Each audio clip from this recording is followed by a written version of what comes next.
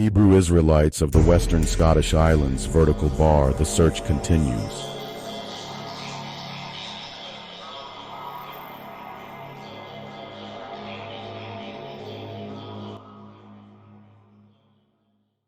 Second Esdras chapter 13, verses 40 through 45. Those are the 10 tribes which were carried away prisoners out of their own land in the time of Hosea the king, whom Salmanasar, the king of Assyria, led away captive. And he carried them over the waters, and so came they into another land. But they took this counsel among themselves, that they would leave the multitude of the heathen, and go forth into a further country, where never mankind dwelt, that they might there keep their statutes, which they never kept in their own land.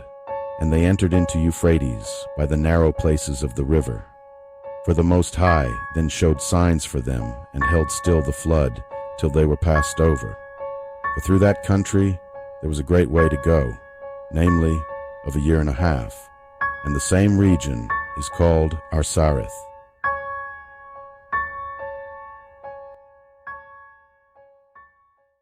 In one of our previous videos, The Secret Missing Chapter of Acts Revealed, we discussed Acts chapter 29, which is missing from the 66 books of the Bible. While there is debate concerning its legitimacy, you have to question why Acts was one of only 2 books in the New Testament that does not end with the words Amen. The other is the Epistle of 3 John, just a very small correspondence. 1 John and 2 John do end with the word Amen. The book of Acts is different. It is obvious that there is something missing. It has an abrupt, incomplete ending. That void was filled with the discovery of the 29th chapter, which does end with Amen. The interesting part of this chapter is that it details Paul's intent to travel to Britain after he visits Spain. Paul was well aware of the Hebrew presence in Spain and apparently in Britannia. It is here that we will begin our story. Tacitus Dialogus Agricola Germania, pages 185, 188. The geographical position of Britain and the races which inhabit it have been recorded by many writers. If I record them, it is not to challenge comparison in the matter of accuracy or talent, but because it was Agricola who first thoroughly subdued it. Accordingly, where earlier writers embroidered with rhetoric a theme still legendary, there will be found only a faithful narration of facts. Be this as it may, what race of mortal birth inhabited Britain originally, whether native to the soil or later comers, is a question which, as one would expect among barbarous people, has never received attention. The physique of the people presents many varieties, whence inferences are drawn. The red hair and the large limbs of the inhabitants of Caledonia proclaim their German origin. The swarthy faces of the Silures, the curly quality in general of their hair, and the position of Spain opposite their shores attest the passage of Iberians, Latin, Iberos, in old days, and the occupation by them of these districts.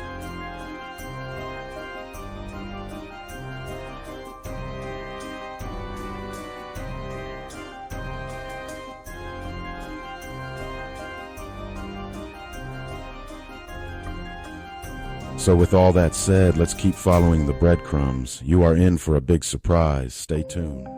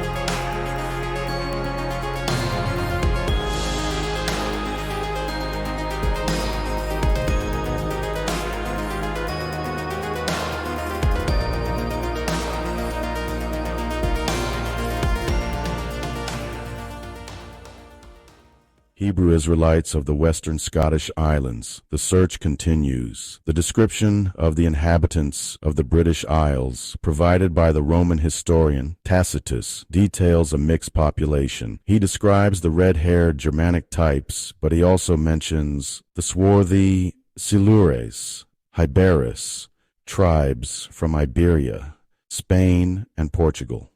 As we have discussed previously, these Iberian tribes originated in the Levant regions of what we call the Middle East and are generally called Phoenicians. These so-called Phoenicians also settled in North Africa. The strange part is that these so-called Phoenicians spoke Hebrew, and the region was not named after them but was named Iberia, land of the Hebrews, and the people were called Hybrists by their Roman conquerors.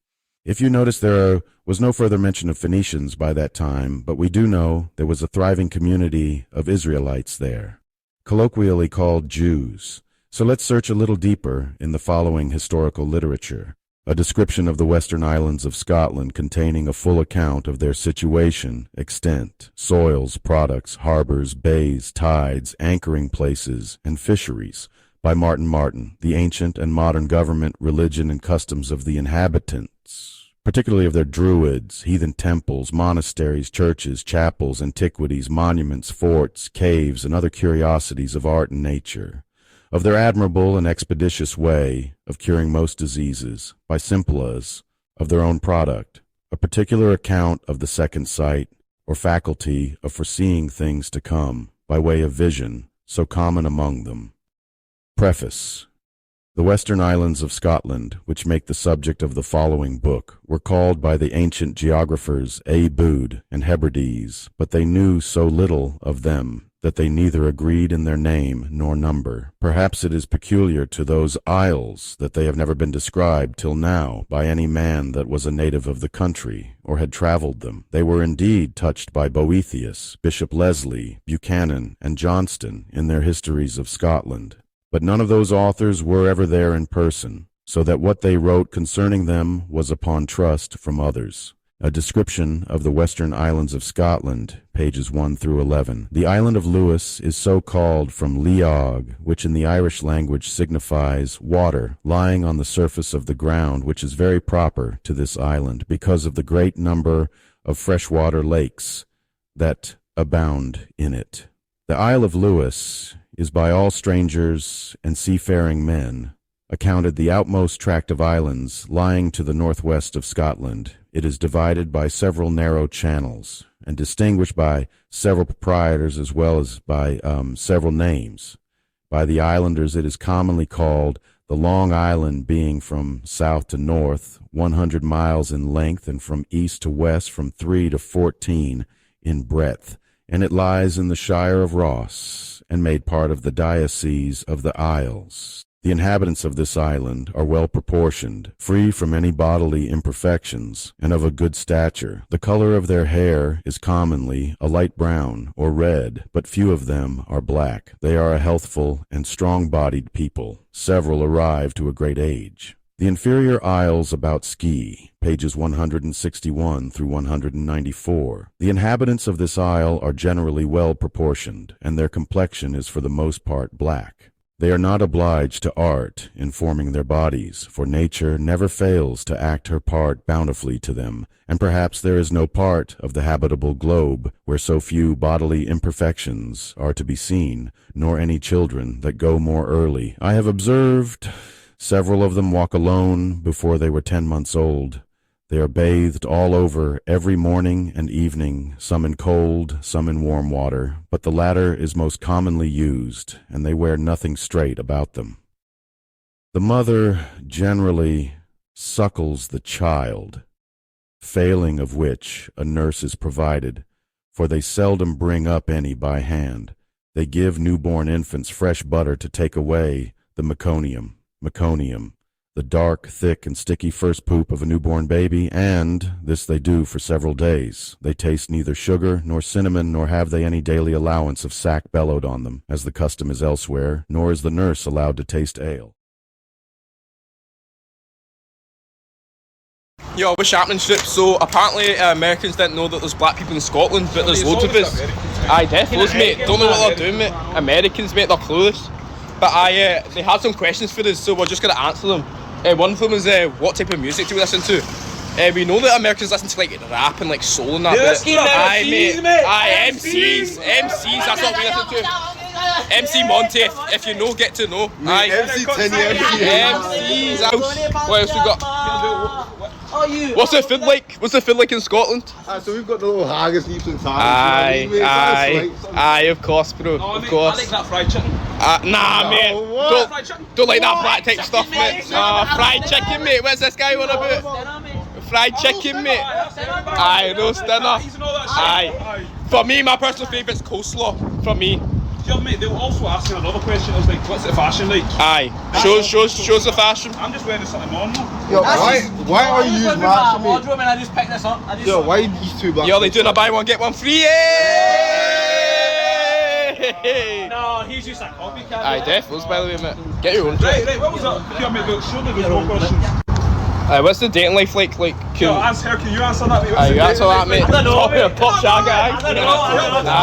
Top shagger, mate. Top shagger. That's good. What question you got? What's the dating life, mate? Dating life, mate. Obviously you got the Scottish hug, you know, on the Snapchat and that. Aye. Quick ad.